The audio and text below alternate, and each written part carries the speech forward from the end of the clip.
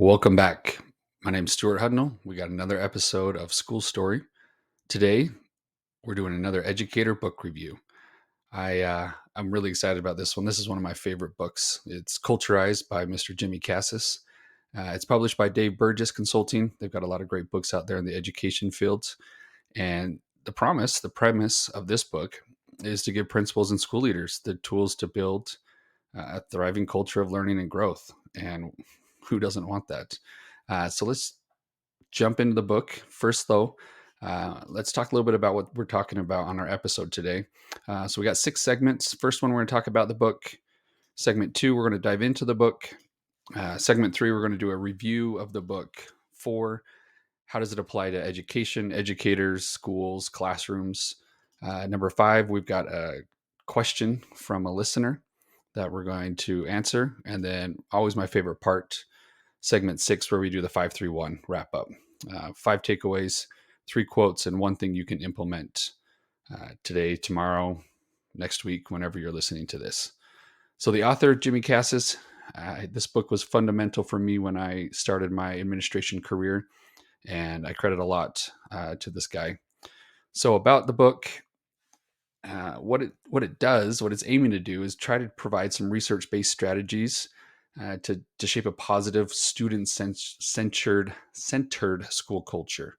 In fact, the tagline is "Every student, every day, whatever it takes," and he continues to emphasize that throughout the book, throughout all the different chapters. What he's seen is how the right culture, and if you're listening to this, you've seen it too, fosters creativity, innovation, and belonging. But we've also seen where it doesn't happen, and most of the time that's because it's a top-down problem. If it doesn't start with the top, with the right type of school culture, it's going to be really hard to see that positive influence reach throughout the school. So the book, it's speaking specifically to principals and administrators looking to actively build an environment where every students feel validated. Could be used for teachers, but it is geared more towards administration. When we think of curriculum, what I like about what Culturize does is it reminds us that culture drives everything. He has lots of research, in fact, quite extensive research into motivation, mindset, and leadership psychology. But what they also do is they blend it with their real world expertise, being in the classroom and having experience really being a consultant in a lot of schools. So in the end, they come up with a really cool practical playbook that's built on studies and experiences. So segment 2, digging into the book. And what they do is, let's jump into a few of the key themes that they cover. What it really emphasizes is that school culture stems from a clear set of core values. Without those values, direction isn't going to happen. It's going to be pretty listless. He says that there needs to be a clear set of core values, and he talks about those core values are going to decide the decision of behaviors. And he challenges you, what are your 3 or 4 pillars? What do you want your school to embody? What are those big pillars that you're building on? And clarifying these up front is going to help maintain that vision and consistency, because as you make decisions, you're going to compare it to those pillars to see how it fits against them and whether or not it works. Another big one is building trust and psychological safety. He talks about how being vulnerable and relatable as a leader is critical in this, and that if teachers and students don't feel secure taking risks in the name of learning, you're not going to have a positive student or teacher culture. But it does require patience, empathy, and a lot of resiliency. It also focuses on empowerment. It talks about when we give staff and students agency in shaping culture, they're going to feel more invested, which makes sense.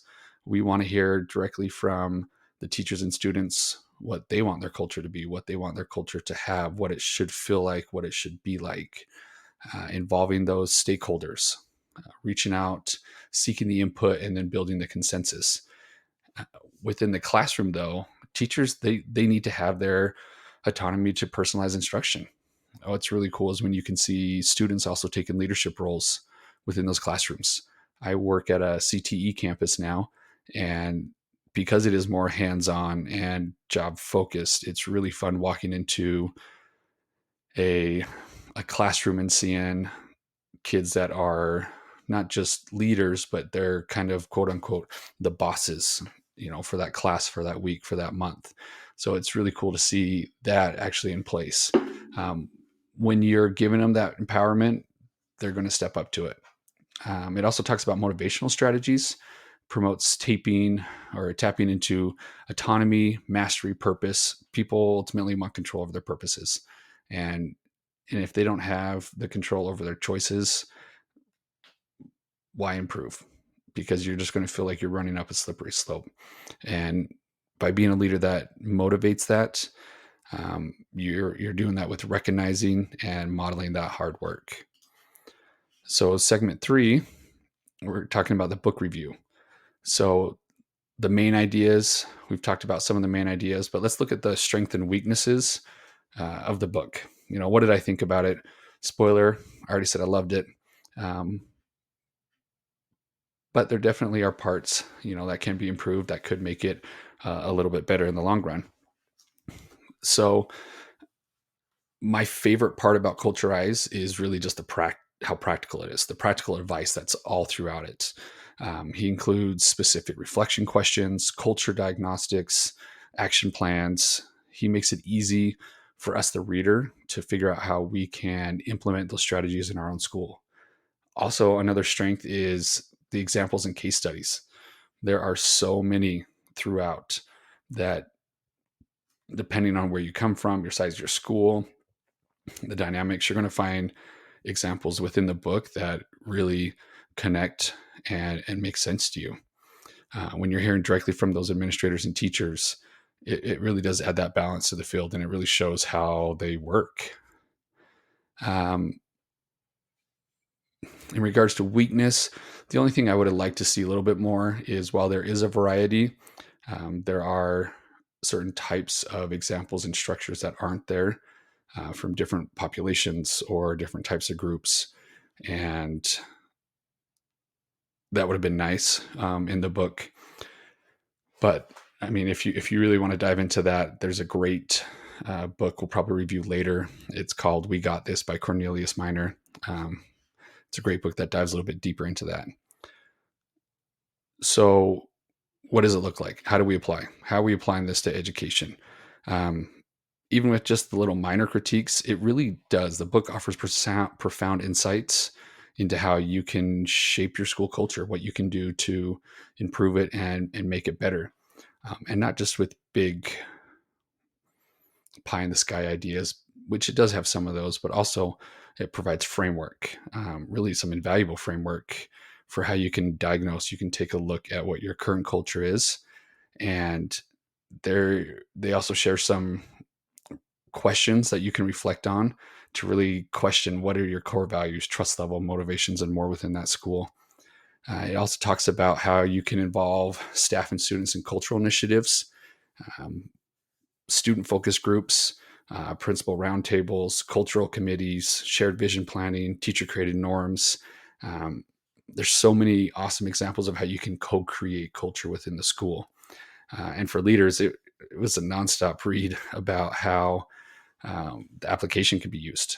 Talked about mindsets with leading with empathy first, coaching on observations and feedback cycles. It even had some sample newsletters and questions for staff surveys. So it really was a framework and something that you would be able to use and refer back to when trying to lead a school. All right, segment 5. We actually have a question coming in from a fan, Sandra. So this is our listeners' corner, and she asks, what is one thing leaders can do to immediately start improving school culture? And reading this book really does give you a good mindset in what you can do. Really, because it is such a big thing. I had a high school principal that talked about, especially being a high school principal, it's like driving a large cruise ship. You don't make quick turns. You're not a speedboat. You're not going to have the major changes, at least initially or effectively. But with small turns, with small changes, it can happen. And that's exactly what they emphasize in the book. Talk about those small, consistent actions, how they're going to lead to big change. One simple but high impact idea that I liked was just something simple as grading students each morning, um, modeling that care and connection for the entire school. It is a little thing, but it also signals to the rest of the school and to the rest of the community that it's a priority for you. I remember one time walking the halls after lunch with my principal, and he stopped to pick up a piece of trash.